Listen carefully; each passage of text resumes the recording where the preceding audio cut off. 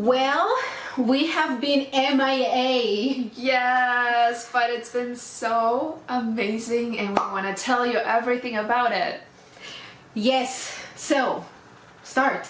We went to Africa and it was amazing. So we had this great opportunity of going to Malawi to work with hospital staff to do a wellness retreat and help people fight burnout and recover from it. And we had the most amazing experience. Yeah, totally amazing. So Malawi is like this little country. I didn't know about that before going there in Africa. And there's a hospital there in a very, very rural area. And we were sent there to do, like Dr. Stolani said, is sort of like a coaching to help them overcome burnout. And we thought we were taking a program to them, but in reality, I'm pretty sure the ones that learned the most were us. Exactly. Oh my goodness. So the program itself, it was great. We had a good turnout of staff members from the hospital that came to the program.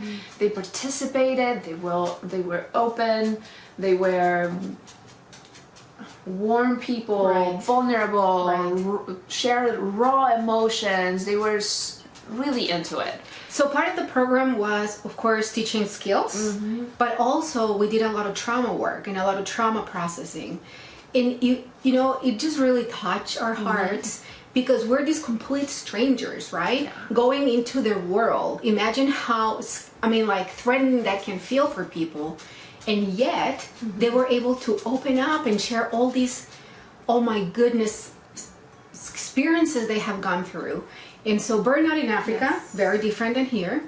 And we've learned that the two main causes for that was lack of resources and the very limited healthcare providers that they have there. Yes.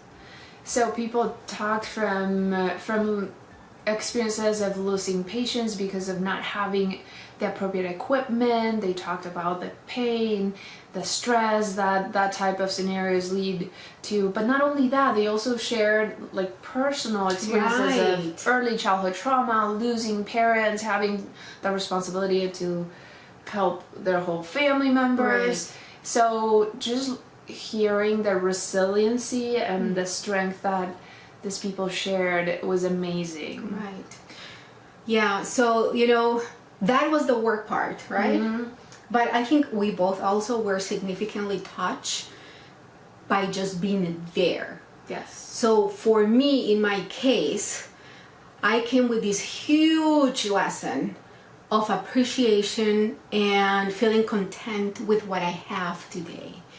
Because here in America, we always want more and more, or, you know, maybe I can get that. I like to have that.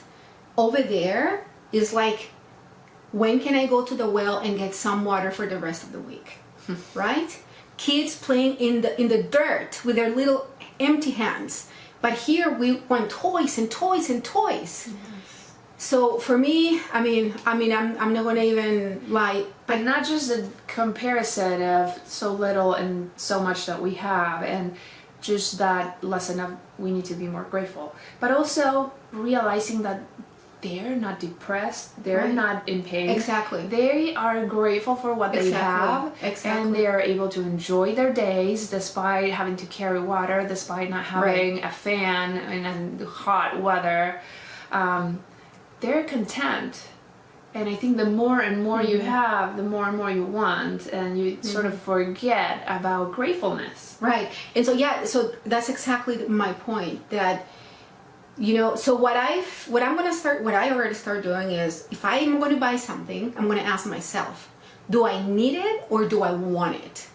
So if my answer is I want it, I am not going to get that, because I don't need it. Right?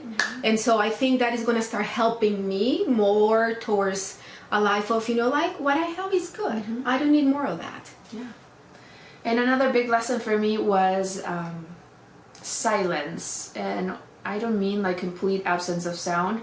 I mean silence from social media, from the internet, from emails coming in, from the stress of hustling, from, you know, silence of being there in the moment, being present. because there's no other distractions. Right. You're there in Right. nature, you're Right. there doing the presentation, you're there with the people, and there's not many distractions. And having that experience for that week that we were there was very touching, and it brought peace and calm, and I cherish that. I brought that back with me, and I try to have moments of stillness, whether that's for myself doing meditation, whether that's with my kids, just playing still with them, being there, and that is so powerful. Right. So we want to invite you to maybe stop for a minute and reflect on your life and see, do you need to be in more appreciative of what you have right now, this moment. I think we all who live in America can have the power at least of one day say, you know what, today is a good day. And whatever I have this moment is good enough for me right now. So practicing some of that is going to help us a lot with the daily anxieties that we go through every single day. And I would even challenge you to go deeper and start writing down what things you're grateful for. Yeah. Grateful, being grateful, appreciation, it just changed your attitude. Yeah. So if you start your day with focusing on what you're grateful for, on the good things you have in life, it will set the tone for your day to go much, much better. And one last thing. What about if you go and look into your house and find things you haven't been using? If you haven't used that for 2-3 years, could you maybe take it to Goodwill or any other organization that they can benefit from that? Maybe perhaps you can volunteer a day in your life. Maybe volunteer for Thanksgiving. Any other way that you can give back. That is very powerful. If you are willing to receive, you also must be willing to give back, because that is how life falls in place.